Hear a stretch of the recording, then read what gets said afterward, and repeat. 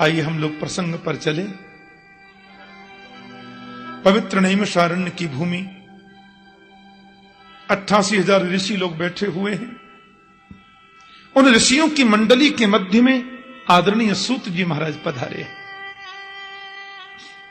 महात्म्य का किंचित प्रसंग सुनकर के ऋषियों को आनंद मिला था और सूत जी महाराज बड़े गदगद हो रहे थे। अब उन समस्त ऋषियों ने अपने मन में एक विचार किया। आप जरा विचार करके देखो कितना सुरम्य वातावरण रहा होगा। चारों तरफ वृक्षावली, वृक्षों के नीचे तपस्वी ऋषि जन बैठे हैं। व्यास मंच पर युवावस्थापन्न महात्मा सूत जी जो वेदव्यास के शिष्य हैं वो विराजमान हैं। अपने नित्य कर्म आदि से निवृत्त होकर के ऋषि लोग एकदम शांत भाव से बैठे हैं और सूत जी से कहने लगे, आपको अच्छा लगे तो हमारा कुछ पूछने का मन था। सूत जी कहते हैं, मैं तो बिल्कुल कुछ नहीं जानता, फिर भी आप लोग मुझे इस योग्य मानते हैं तो जो मैंने गुरुजनों से जाना है उसको आपके सन्मुख वितरित कर दूंगा, उसमें मेरा जाता क्या है। ऋषि बोले, नहीं नहीं, हम लोगों ने 6 प्रश्नों को चुन करके रखा है साहब, और बड़ी आशा, बड़ी जिज्ञासा और बड़ी प्रीति से आपसे पूछना चाहते हैं। हाँ हाँ, क्या प्रश्न है, बोलिए। बोले साहब, पहला प्रश्न हमारा यह है, पुंसाम एकांतत श्रेयः स्तन्नः संशितुमर्हसि। ध्यान से सुनना। मानव के कल्याण मार्ग का धर्म क्या है? क्या डुबकी लगाने से, परिक्रमा देने से मुक्ति होती है? पेड़ पर उल्टे लटककर तपश्चर्या करने से मोक्ष मिलेगा? 30 दिन के महीना में 7 व्रत करने से मुक्ति मिलती है? मुक्ति का मार्ग क्या है? मुक्ति का धर्म पथ क्या है? आप कृपया स्पष्ट करें। प्यार से बोलो जय श्री कृष्ण। दूसरा प्रश्न, कभी कभी मंदिर में दर्शन करने जाते हैं तो मन कुछ भ्रमित सा हो जाता है। शास्त्रों में लिखा है, एक मंदिर के गर्भगृह में ज्यादा प्रतिमाएं नहीं होनी चाहिए, क्योंकि प्रतिमाओं की स्थापना ज्यादा करेंगे तो जिनको शास्त्र में गहरी पैठ नहीं है, शास्त्र अध्ययन जिनका अच्छी रूप से हुआ नहीं है, उनका मन भ्रमित हो सकता है। मन में कभी कभी भ्रम पैदा हो सकता है, कई बार हो जाता है। एक माता जल्दी में थी बेचारी, बगल में कोई मंदिर था तो दर्शन करने गई, और माता बेचारी जल्दी में थी, दर्शन करने गई तो थोड़ा जल दुर्गा जी के चरणों में चढ़ाया, माता को चनोरी चढ़ा दी। थोड़ा जल संतोषी मैया को चढ़ाया, थोड़ा भोग उधर भी धर दिया। भगवान शिव को जल चढ़ाया और 4-5 जो उनका दरबार के लोग हैं उनको भी थोड़ा 2-2 चनोरी चढ़ा दी। श्रद्धा की बात है। हनुमान बाबा थे तो थोड़ा जल उधर चढ़ाया, थोड़ा भोग उधर भी लगा दिया। आगे और देवता थे तो थोड़ा उधर भी लगा दिया। राम दरबार था तो थोड़ा भोग उधर भी चढ़ाया। अब हुआ क्या, लोटा पानी भी खत्म और चनोरी दोना भी खत्म। बोलो जय श्री कृष्ण। देवता भी 5 बाकी रह गए। अब माता जी तो रास्ते में सोचती जा रही, देखो वो शंकर जी तो रह गए, न्यों कहेंगे हमको छोड़ गए। अरे वो हनुमान बाबा तो बेचारे बैठे ही रह गए। अब वो न्यों कहेंगे सबन ने पानी चढ़ा गई, हमें छोड़ गए। अब बताओ, जिसका अध्ययन पक्का नहीं है या जिसकी निष्ठा में थोड़ा भी वैशिष्ट नहीं है, वो तो फिसल जाएगा ना। अब मन में भावोत्पन्न होने लगा, ये गलती हो गई, ये नहीं हो पाया, ये नहीं हो पाया है। तो हमारा दूसरा प्रश्न हमारा ये था कि किसको पूजें और किसको छोड़ें। पूजा जाए किसे? कौन एक देव ऐसा है जिस एक की पूजा में सबकी पूजा हो जाए? प्यार से बोलो जय श्री कृष्ण। एक की उपासना में सबकी उपासना हो जाए, ये कौन है? बड़ा सुंदर प्रारंभिक प्रश्न चल रहे हैं। तीसरा प्रश्न हमारा यह भी था भगवान कि यदि हम वेद को सिद्धांत माने, जो कि सर्व सिद्धांत निष्पन्न है ही, तो ये कृपया बताएं कि वेद में प्रभु का नाम है अजन्मा। अजन्मा का जन्म कैसे हुआ? वेद में भगवान का एक नाम है अजन्मा। अजन्मा का मतलब जो कभी जन्म नहीं लेता है। तो जिसका नाम अजन्मा है, फिर वसुदेवस्य देवक्याम जातो यस्य चिकीर्षया, फिर वो वसुदेव देवकी का पुत्र कैसे बन गया? फिर वो दशरथ नंदन राम क्यों कहलाया?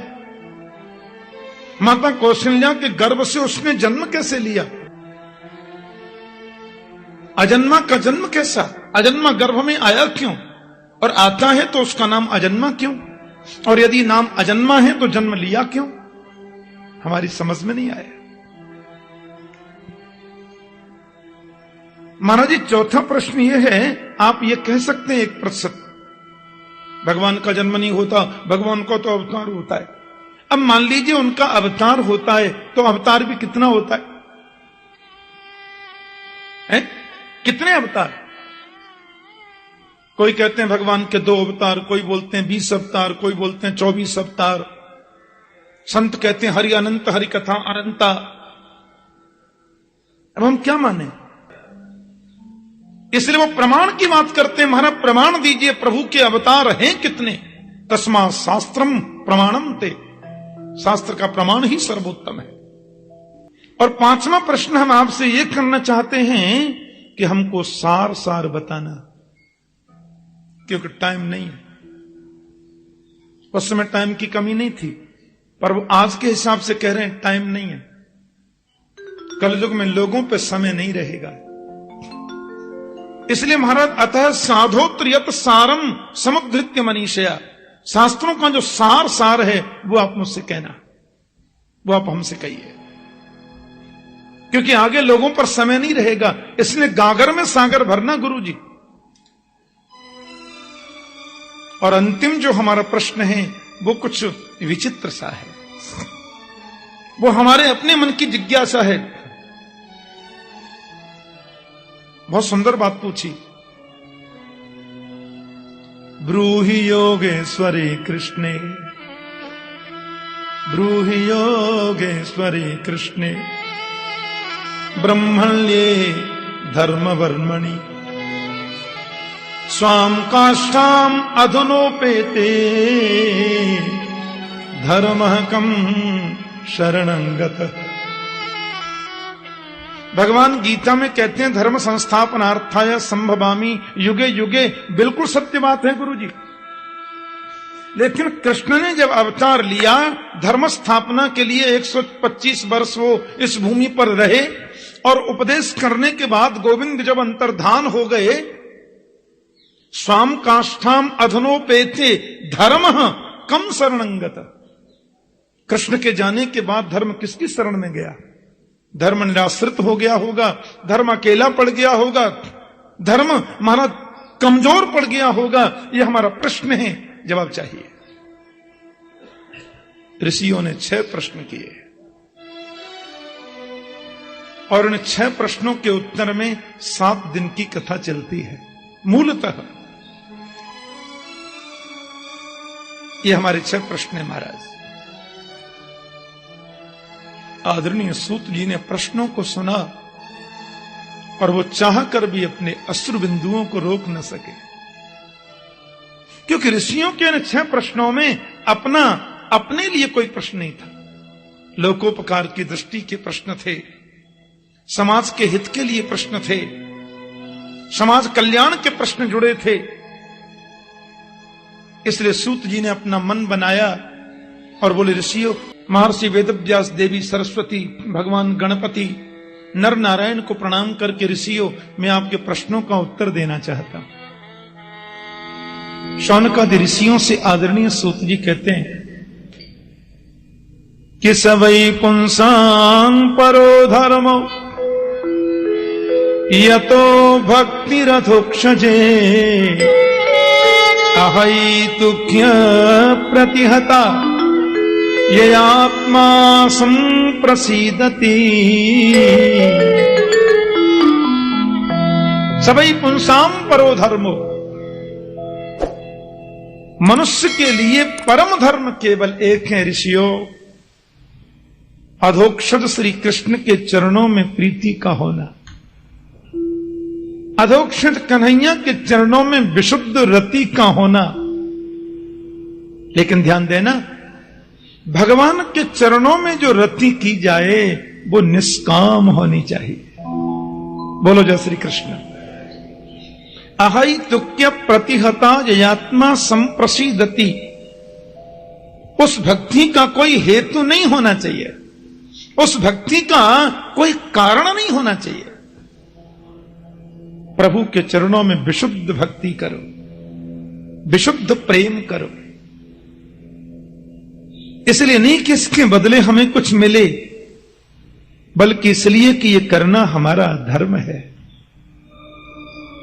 भक्ति तो निष्काम करो।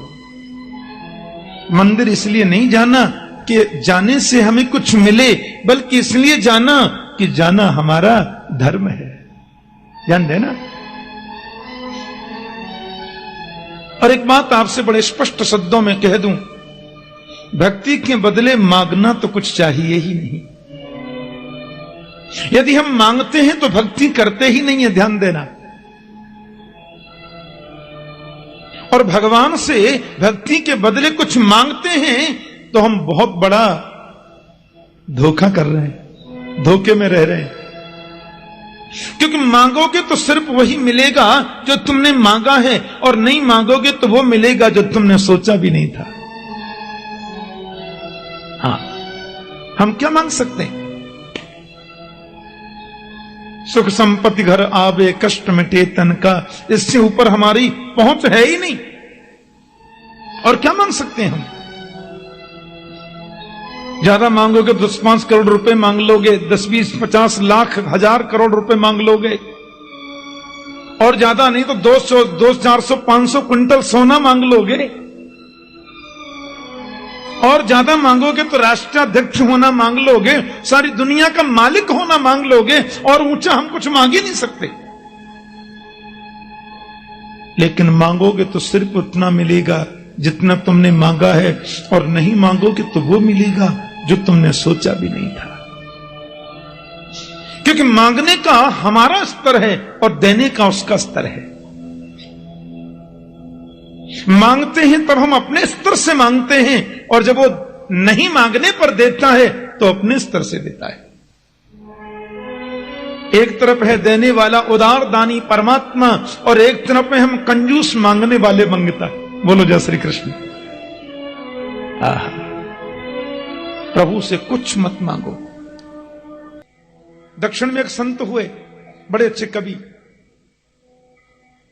वो राम जी के सामने बैठे थे, भक्ति कर रहे थे। भक्ति करते करते क्या मांगा कि मैं अगर मांगू तुझे पर तुम न देना कुछ मुझे, वरना आशिक नहीं मजदूर हो जाऊंगा मैं। हे राम जी, यदि मैं आपसे कुछ मांगने की गलती करूं भी तो आप मुझे देने की गलती कभी मत करना। यदि तुमने मुझे मेरे मांगने पर दे दिया तो मैं भक्त नहीं मजदूर हो जाऊंगा। मैंने भक्ति करी थी, उसके बदले दे दो। हैं? मैंने 20 रुपए दिए, 1.5 किलो चीनी ले ली, तो मेरा आपका संबंध क्या रहा? आपको मालूम है, भागवत में आपने सुना होगा, भगवान नृसिंहदेव जब प्रकट हो गए, प्रहलाद ने प्रभु की बड़ी स्तुति गाई। भगवान नृसिंह के नेत्रों से आंसू झरने लगे,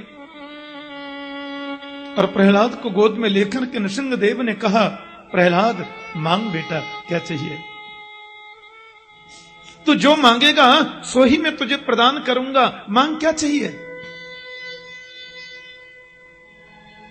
प्रहलाद बोले, क्या मांगू?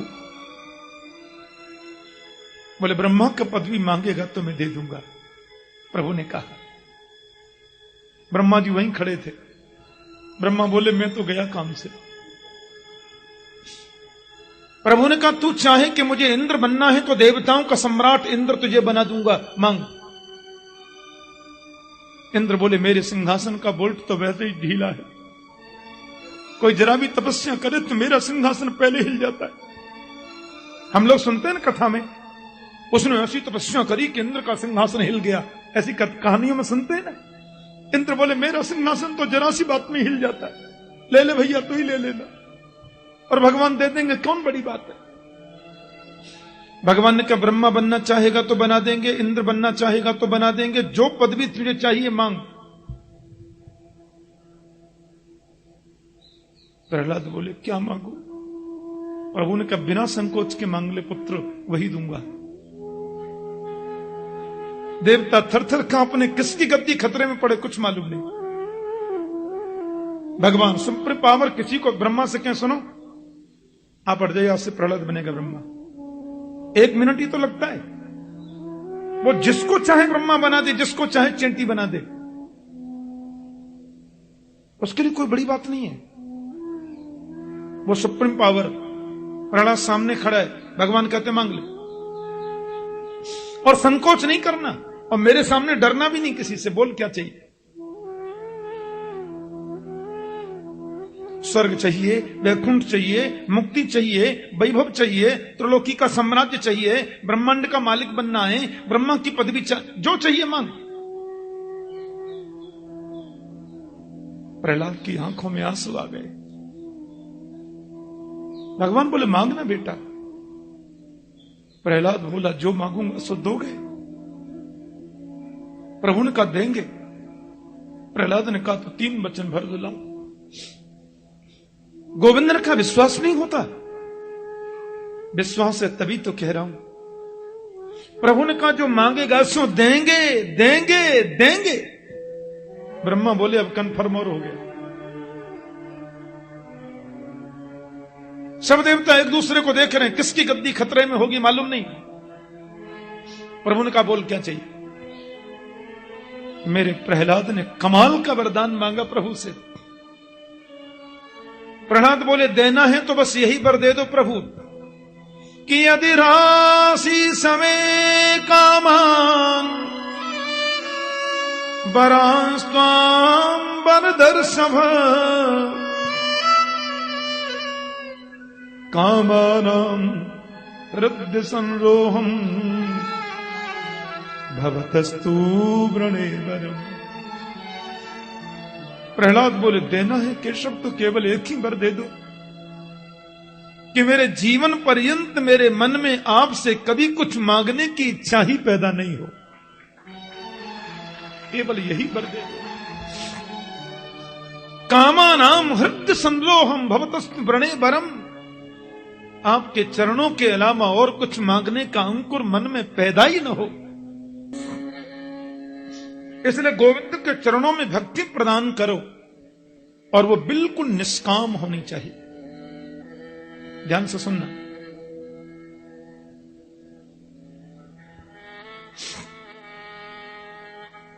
आपने दूसरा प्रश्न किया था ऋषियों, किसको पूजें और किसको छोड़ें। उसमें निवेदन मेरा इतना ही था कि निंदा कभी किसी की मत करो, पर निष्ठा हमेशा एक में रखो। निंदा किसी की नहीं, निष्ठा एक में। एक है साधे सब सधे, सब साधे सब जाए। हम कृष्ण के भक्त हैं, राम की निंदा नहीं, क्योंकि राम कृष्ण नाम 2 हैं, चीज तो एक है। राम कृष्ण 2 एक हैं, अंतर नहीं निमेश। इनके नयन गंभीर हैं, उनके चपल विशेष। अब हम तो कृष्ण के भक्त हैं, तो क्या हम वैष्णो देवी नहीं जाएं? जरूर जाएंगे। हाँ, हमारे यहां का बहुत बड़ा तीर्थ है, वैष्णो माता का दर्शन करने जाओ। वैष्णो के दरबार में प्रणाम किया तो हल्के से बोल दो, माता बड़ा आलसी हो गया हूं, पहले 200 माला करता था कन्हैया के नाम की, अभी 20 रह गई है। हे मां, आप तो जगदम्बा हैं, ऐसी कृपा कर दो कि गोविंद चरणों में मेरी भक्ति और ज्यादा बढ़े।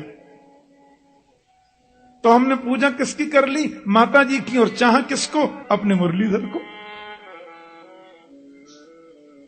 अनन्य भक्ति का मतलब ये बिल्कुल नहीं है कि हम एक की निष्ठा करें और दूसरे की निंदा। नहीं नहीं नहीं नहीं। गीता में कृष्ण कहते हैं, अनन्याश्चिन्तयन्तो माम ये जनाः पर्युपासते तेषां नित्याभियुक्तानां योगक्षेमं वहाम्यहम्। जो अनन्यता से मेरा चिंतन करता है उसका योगक्षेम मैं वहन करता हूं। तो न अन्य अनन्य। अनन्य का मतलब ये नहीं कि हम निष्ठा एक में है तो दूसरे को कुछ समझे ही नहीं ना। सबको प्रणाम करो, सबको वंदन करो और चाहो अपने को। एक साधारण बात में समझे, जैसे कोई बहुत बड़ा वृक्ष है, वृक्ष में सैकड़ों डाली हैं, अरबों खरबों उसमें पत्ते हैं, करोड़ों उसमें फूल हैं, लाखों उसमें फल हैं, पर उसकी जड़ तो एक ही है, मूल तो उसका एक ही है। अब उस वृक्ष की एक डाली भी आप तोड़ेंगे तो जड़ को ही कष्ट होगा ना। इतने जितने भी देवी देव हैं सब एक ही ब्रह्म परमात्मा के स्वरूप हैं। किसी में भी एक में निष्ठा करो, प्रणाम सबको करो, वंदन सबको करो, उसमें दोष नहीं है। अब जैसे तीसरे भाव में इसको हम समझें, कोई पतिव्रता स्त्री है, पतिव्रता स्त्री के पति है, उसके बारे में लिखा है पतिव्रता के बारे में कि पति को परमेश्वर माने, पति की पूजा करे, निष्ठा से उसकी सेवा करे, वही पतिव्रता कहलाती है ना। लेकिन इसका मतलब यह तो नहीं है कि पति की पूजा करे और देवर जी में डंडा लगाए,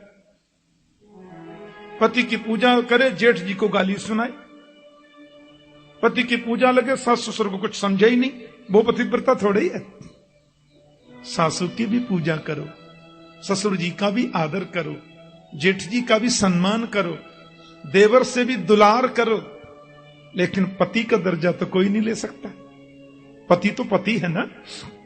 बहुत अच्छा लगा सौनकादि ऋषियों को।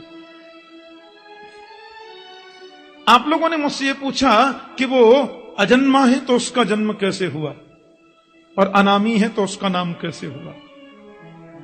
भाई अजन्मा है तो वसुदेवस्य देवक्याम जातो यशस्गिरसया, और वो अनामी है तो विष्णु सहस्त्र नाम क्यों, गोपाल सहस्त्र नाम क्यों। तो सूत जी ने बड़ी विचित्र बात कही कि वो हमसे पूछ के कुछ करेगा क्या है? हां भाई, वेद में मेरा नाम अजन्मा है, भैया मैं जन्म लूं कि नहीं बताओ, क्योंकि मेरा नाम अजन्मा है।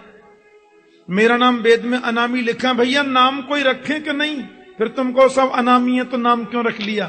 अरे स्वच्छंद गति ईश्वर, ऋषियों वो ईश्वर है, और ईश्वर है ना, इसलिए हजार जन्म लेकर भी वो अजन्मा है, और अजन्मा होने के बाद वो हजारों जन्म ले सकता है। यही तो इसका मतलब होता है। हजार जन्म लेकर भी वो अजन्मा है, और अजन्मा होकर भी अनंत जन्म ले सकता है। गीता में गोविंद कहते हैं, जन्म कर्म च मे दिव्यम एवं यो वेत्ति तत्त्वतः। मेरा जन्म भी दिव्य है, कर्म भी दिव्य है, तो वो कुछ भी कर सकता है। कर्तुम अकर्तुम अन्यथा कर्तुम समर्थ ईश्वर।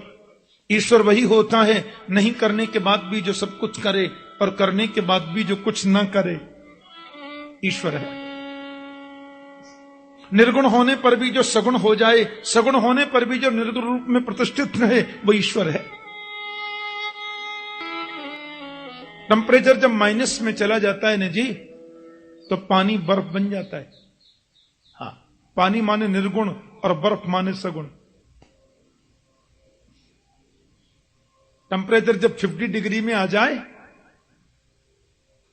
तो पानी हो जाता है, बर्फ भी पानी बन जाती है। और टेम्परेचर जब -, डिग्री में चला जाए, -25, तो बर्फ हो जाता है।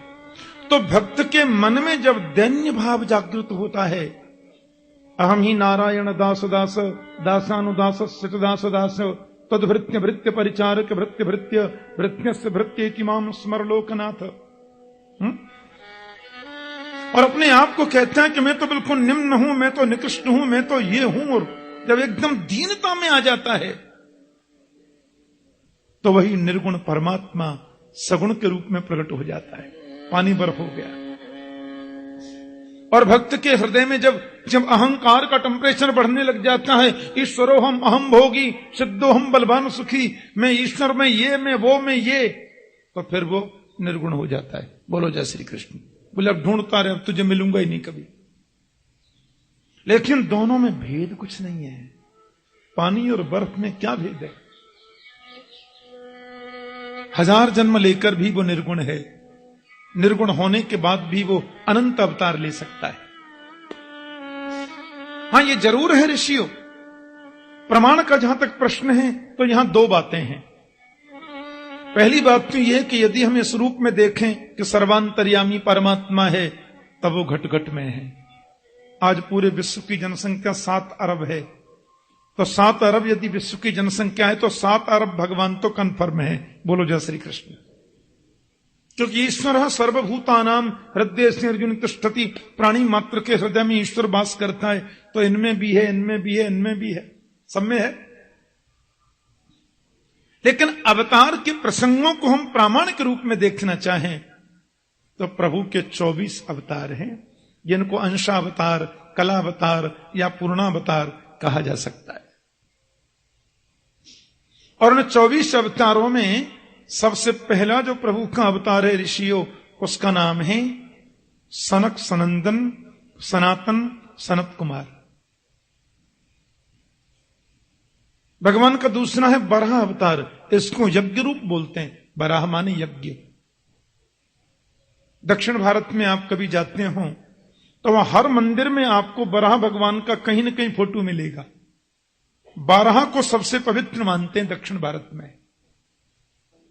प्राचीन हिंदू मंदिरों में आप देखें तो खम्भे पर आपको बराह भगवान का चित्र हर मंदिर में मिलेगा, यज्ञ रूप। यज्ञ माने पवित्र।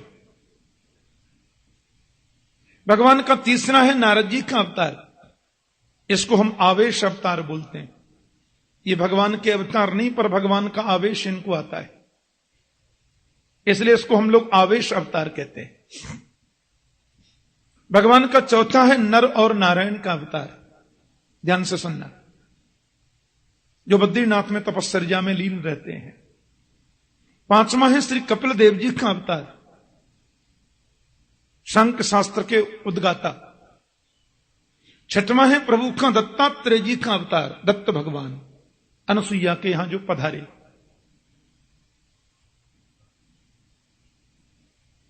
सातवां है यज्ञ का अवतार,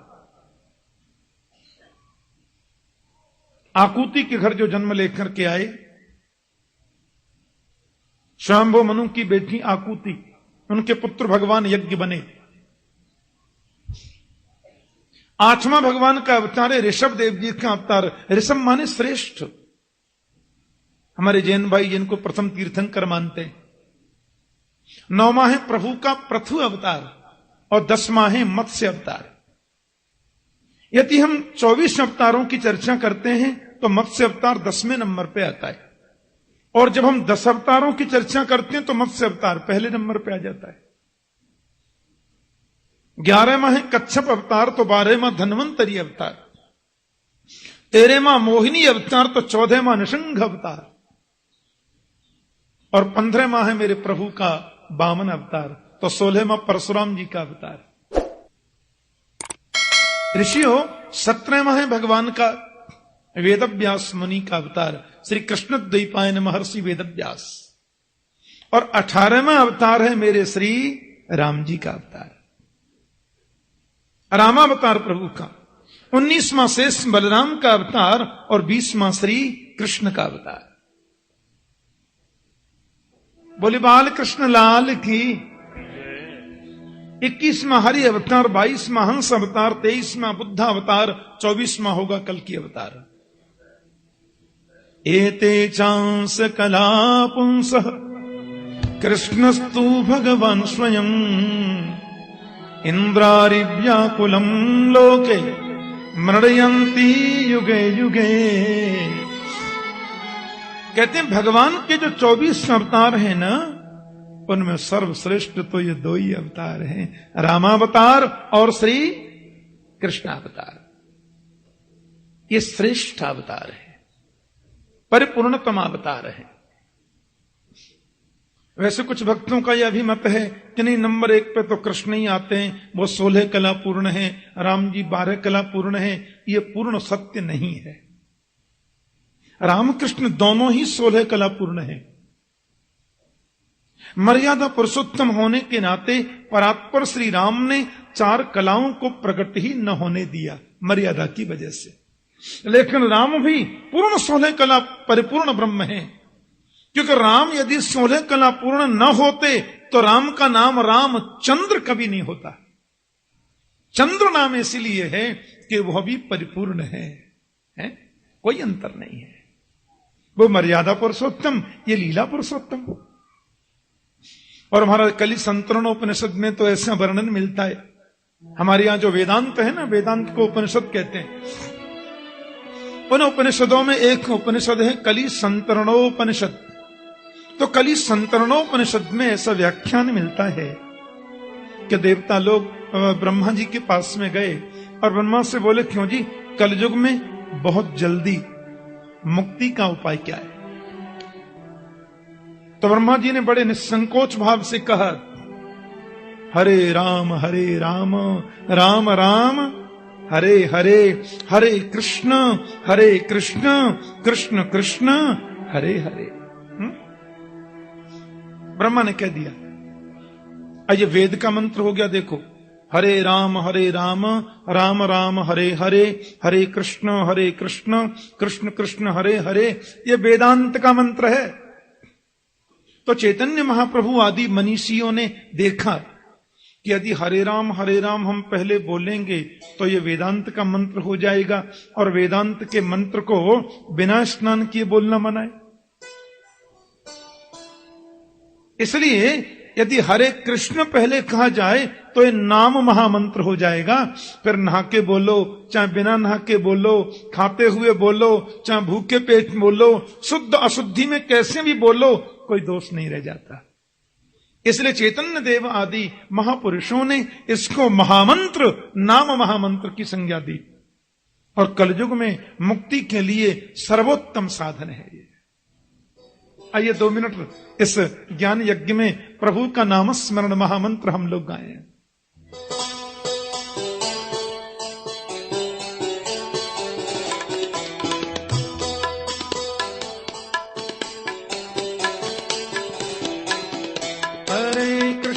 हरे कृष्ण कृष्ण कृष्ण हरे हरे, हरे राम राम राम हरे हरे, हरे कृष्ण कृष्ण कृष्ण हरे हरे, हरे राम राम राम हरे हरे, हरे कृष्ण कृष्ण कृष्ण हरे हरे, हरे राम राम राम हरे हरे। हरे कृष्ण कृष्ण कृष्ण कृष्ण हरे हरे, हरे राम राम राम हरे हरे।